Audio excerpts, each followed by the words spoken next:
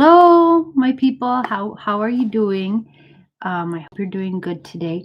And today I'm going to read to you from the Urantia book as usual. And first, little thing from Light the Flame by Andrew Harvey. Okay, and this one is from the Gospel of St. Thomas.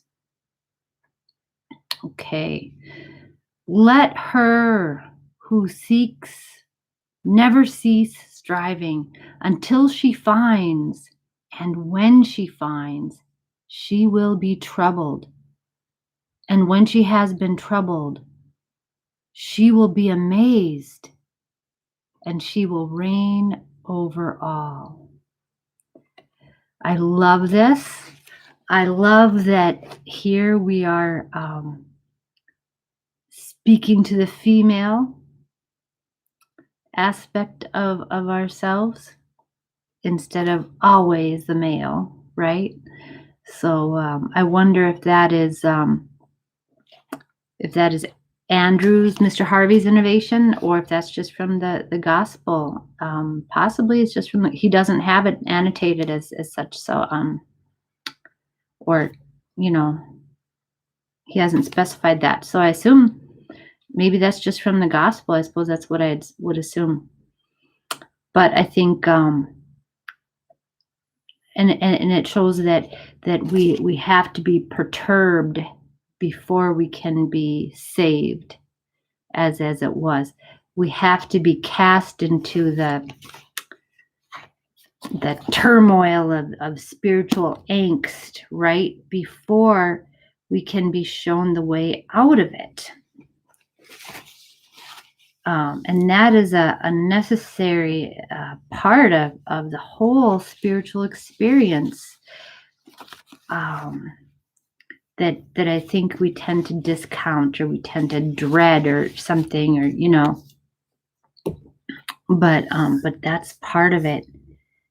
And so be grateful for your turmoil, your inner turmoil, and being troubled, right? Okay. All right, let's go here on this. Okay, this is paper 195 after Pentecost, part 6. Okay, this is kind of long, so I hope you'll stay with me. Yeah, okay.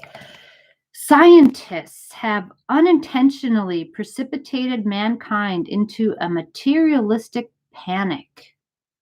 They have started an unthinking run on the moral bank of the ages.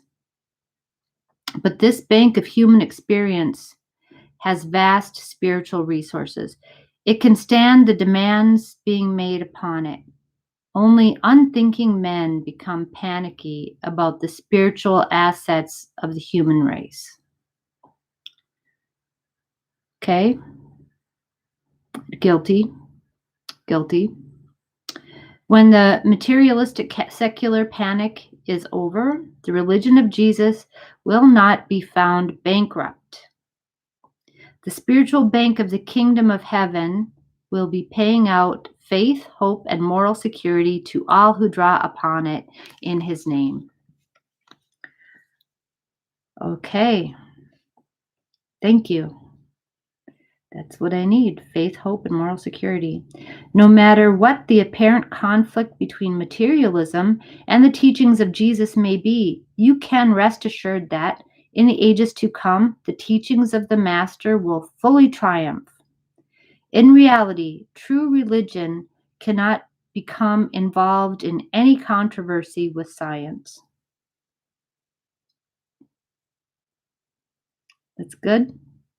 It is in no way concerned with material things. Okay? Religion is simply indifferent to, but sympathetic with, science, while it supremely concerns itself with the scientist. The investigator, right, is important to religion. So, we're not really examining the same thing. So religion and science can so peacefully coexist. Science doesn't disprove religion, and religion doesn't preempt science. It's not, okay. I used to think of it as two sides of the same coin, but now here they're telling me it's more like apples and oranges. Okay, that's fine.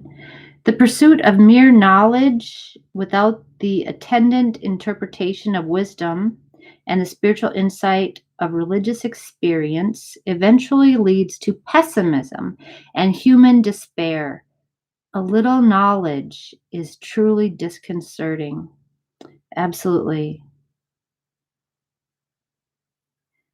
At the time of this writing, the worst of the materialistic age is over. Really? So this is in the 20s. And I thought we were just starting there. We were just getting it going. But right then it was almost over. Okay, but they're going way back to you know, when people had to survive primitive, cultures, right? And didn't have these material comforts. We don't think of that as materialism. That was just survival. But I mean, they how could they be focused on anything besides their material needs? They couldn't. Okay, but here we have the liberty to focus on all kinds of stuff. Most of us do. I hope, I hope you do. Okay, the day of a better understanding is already beginning to dawn. The higher minds of the scientific world are no longer wholly materialistic in their philosophy, but the rank and file of the people still lean in that direction as a result of former teachings. Okay, so the highest mind aren't materialistic. So like Einstein was a very devout man, right? I think he was Jewish, probably. But he was very devout. He used to say God does not play with dice. So he was trying to denounce all this metaphysical probability theory stuff, but he's never able to do that.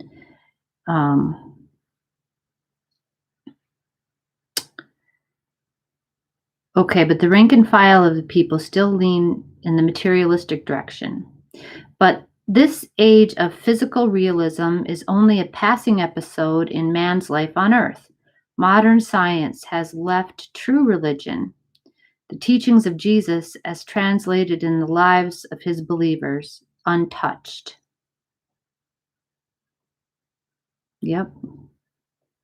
All science has done is to destroy the childlike illusions of the misinterpretations of life.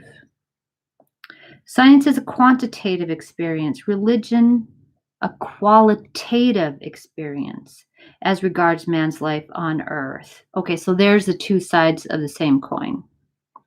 Science deals with phenomena, religion with origins, values, and goals. To assign causes as an explanation of physical phenomena is to confess ignorance of ultimates, and in the end, only leads the scientist straight back to the first great cause, the universal father of paradise. Yep, yep. And some of these um, um, nuclear physicists have had spiritual awakenings due to their experiments. They've become more mystical in their point of view because they can't predict the placement with at all. They can't predict the placement of any little electron. Such a little thing to drive somebody to religion. I can't tell where this electron's going to be, so I should be able to tell where it's going to be. So I don't know why but it's, yeah, okay, it's a mystery. But that's always been the dream, I think, of science, is to have total control over, total, knowledge or understanding of what everything is going to happen. They can't accept just a mystery as just a mystery and just go, wow, They have to try to figure everything out, try to nail it down. It's going to be this. It's not going to be that. It's going to be this until, whatever, till this happens, then it's going to be that, whatever. That's the total drive of science. And it's control. They have to have control over that and to dissolve that mystery, to solve it. So it's that drive, and it's good, but there are mysteries that we can't approach. They're holy. They're just too. So, and that's what these guys are finding out. Scientists. Okay, I am trained in science. I have a degree in biology, so it's like I feel that the violent swing from an age of miracles to an age of machines has proved altogether upsetting to man. Yeah. Yep. The cleverness and dexterity of the false philosophies of mechanism belie their very mechanistic contentions. The fatalistic agility of the mind of a materialist forever disproved his assertions that the universe is a blind and purposeless energy phenomenon. Aha, the fatalistic agility of the mind of a materialist. Okay, so just they're saying just the fact that we have these minds that we can't predict we can't control our own minds or predict what thoughts we're going to be having 2 minutes from now, right?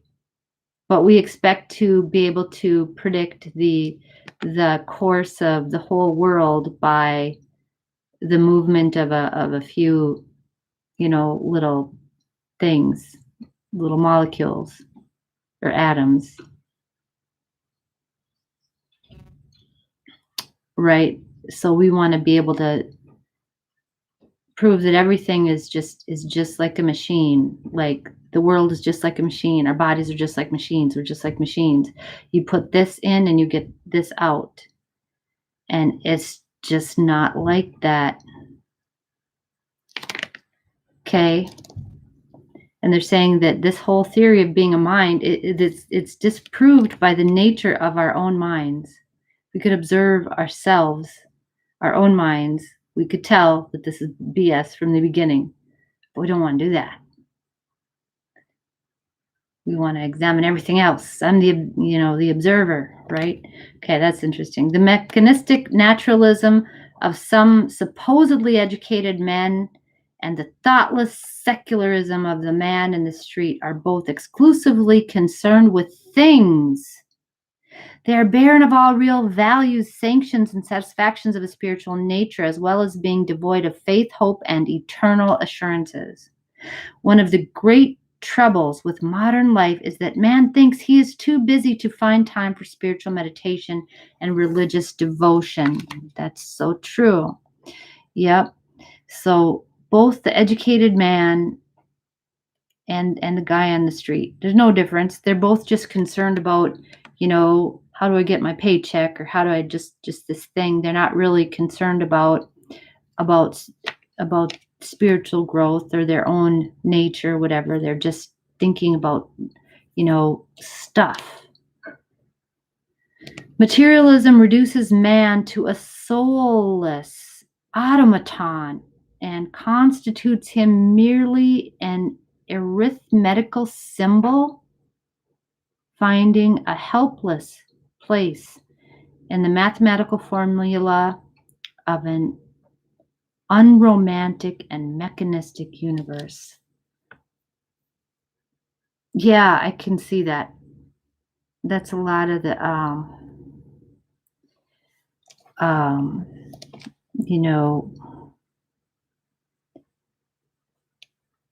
I don't know. Yeah, the automaton thing. Some communist ideology is like that. The workers, we're all equal, we're all the same kind of thing. And I don't believe that's what Marx had in mind, but I think that's the direction that movement evolved in to.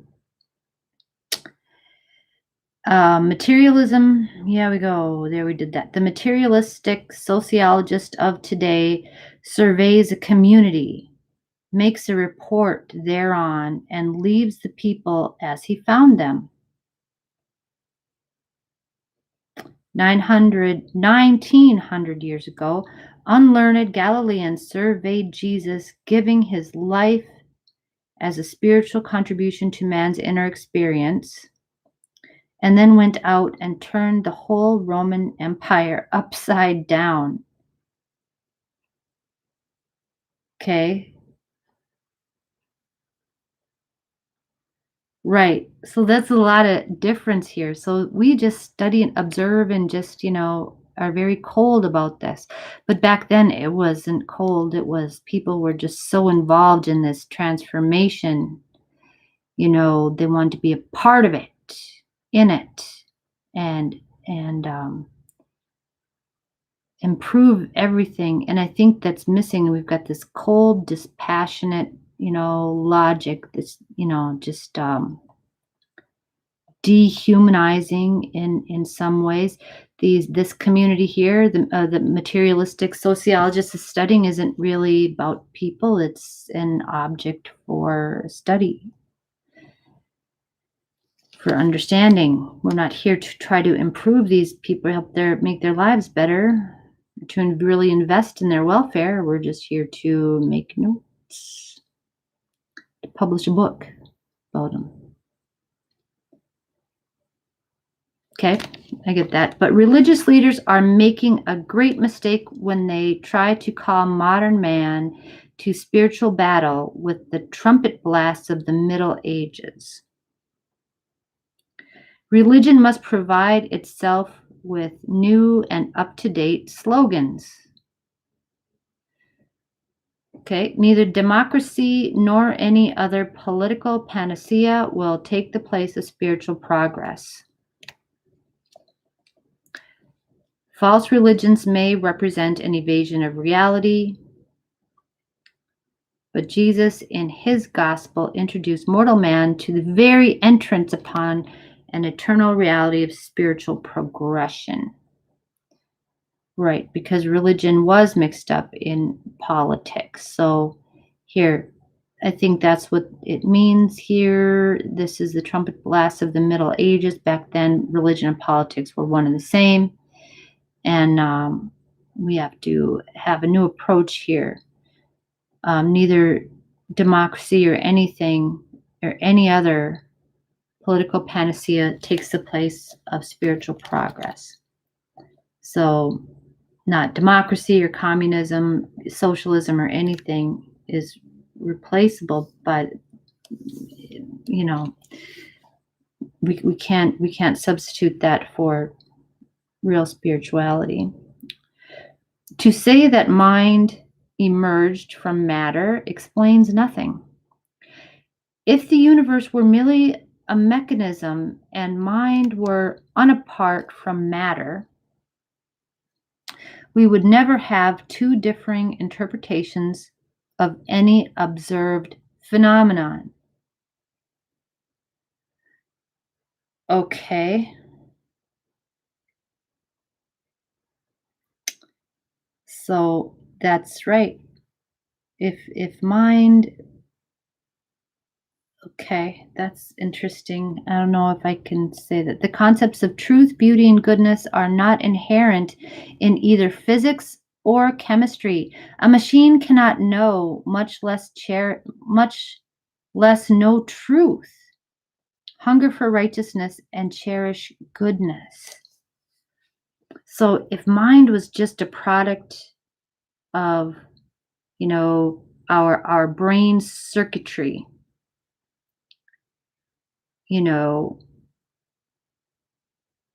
then we could all have the same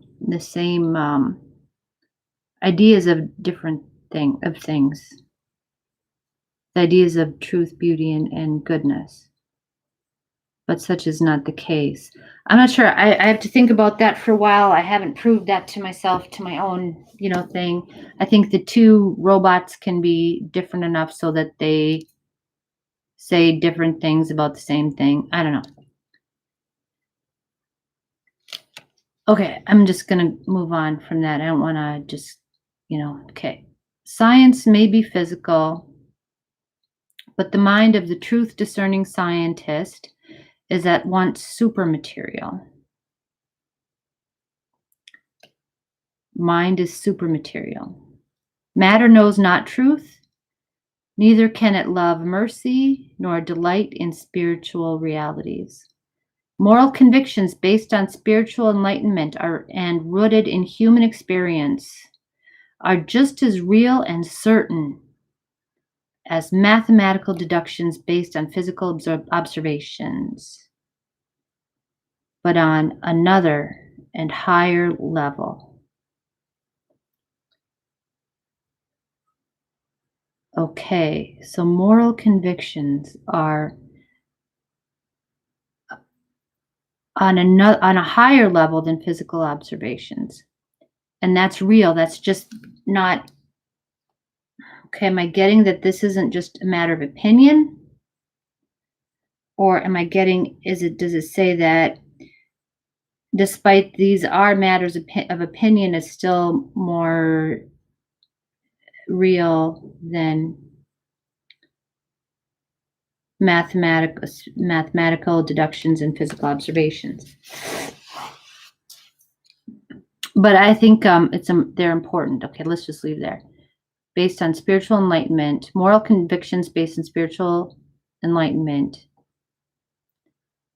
are just as real and certain as mathematical deductions, real and certain. Okay, that doesn't mean that they don't change. Okay, somewhat. Like we talked about this a little bit a couple days ago, how through the ages, morality can shift depending on what culture you're in. So it's largely a cultural phenomenon.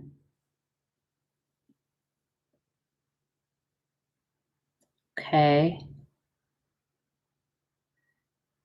But I think even so, those ideas, those convictions are very important and necessary to development. Okay. I don't think this means that moral conviction that you have, that is something unchanging and eternal. It's written down in the book of forever by, right? Okay. But I think that moral convictions are much more important in directing our evolution, our spiritual and social evolution, than just scientific observations. Okay? All right. If men were only machines, they would react more or less uniformly to a material universe.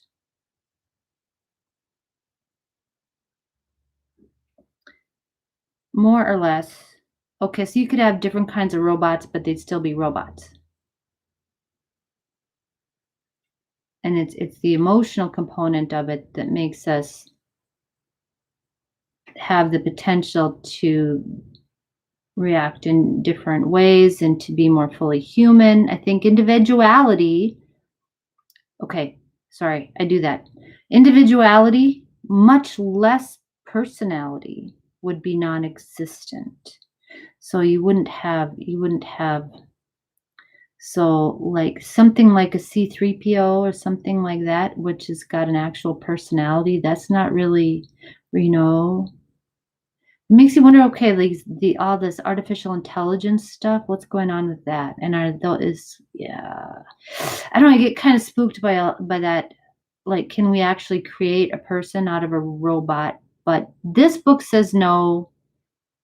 We can't really do that. Don't It's not even really possible. We can get closer and closer to that, but it doesn't really, so we can just shut that thing off with a switch anytime we want. You can't just shut a person off. You can't just say, oh, you're telling me all this, I can just shut you off. You can do that with with Siri and all those whatever things they have. Right. But not a person. You can kill a person. That's not like shutting it off though. You can't turn it on again. Okay, these are some interesting thoughts, but I'm going to keep going on this. The fact of the absolute mechanism of paradise at the center of the universe of universes, in the presence of the unqualified volition of the second source and center, makes forever certain that determiners are not the exclusive law of the cosmos. What determiners? Materialism is there, but it is not exclusive. Mechanism is there, but it is not unqualified. Determinism is there, but it is not alone. Okay, that's pretty crazy paragraph. In the presence, okay, so we're talking about, this is the underside of paradise, the absolute mechanism of paradise at the center of the universe, of universes, in the presence of the unqualified volition of the second source and center, which is the eternal Son, makes forever certain that determiners are not the exclusive law of the cosmos. So that because things aren't always totally predictable. You can predict something within a certain framework, but it's there, then that's not always what it's going to be. It's not exclusive, it's not unqualified, and it's not the only factor. So it's like the laws of physics, the basic constants of physics are predictive of things, but we can't use them to reliably predict the placement of any certain electron, can we? It doesn't work for that, right? It doesn't work at the basis of all things. There's this wildness that runs through reality that's really beautiful, that you can't just control it, because science is always trying to control everything. Okay, so there is that underside of paradise, which it runs the mechanics of the universes, right? And that's governed by the second source and center. But there's more to it than just the nuts and bolts. There always will be. Okay, all right. The finite universe of matter would eventually become uniform and deterministic, but for the combined presence of mind and spirit. Because our mind and our spirit can have an impact on matter. Now, that's been proved by Dr. Emoto in Japan, who gave messages to the water. That was an incredible contribution. Okay, the influence of the cosmic mind constantly injects spontaneity into even the material worlds. Yes, that's what's frustrated our wonderful scientists for so long, is that we're constantly injecting the cosmic mind into matter that makes it jump out in weird ways. It's something just always happens. Freedom or initiative in any realm of existence is directly proportional to the degree of spiritual influence and cosmic mind control. That is, in human experience, the degree of the actuality of doing the Father's will. Okay, freedom or initiative in any realm of existence is directly proportional. So the freedom that we have is proportional to the degree of spiritual influence and cosmic mind control. So that we are able to control our own minds and do the Father's will consistently, then we have more freedom. Isn't that weird? Because, okay, you think that, okay, if I'm doing only the Father's will and not mine, isn't that, don't I have less freedom? But no, it's not true, because the Father's will is very light. It's very light. It's a light burden to bear. The more you do that, and it actually grants us freedom. It's not freedom from the will of God, it's freedom to enjoy, you know, living with God, and with this the certainty that I'm okay and I'm right. Okay. Okay. And so when you once start out to find God, that is the conclusive proof that God has already found you. Okay? The sincere pursuit of goodness, beauty, and truth leads to God, and every scientific discovery demonstrates the existence of both freedom and uniformity in the universe. The discoverer was free to make the discovery. The thing discovered is real and apparently uniform, or else it could not have become known as a thing. Okay, this is so cool. I like that. Okay, thank you very much for staying with me through that, and you have a really awesome day. Okay, bye.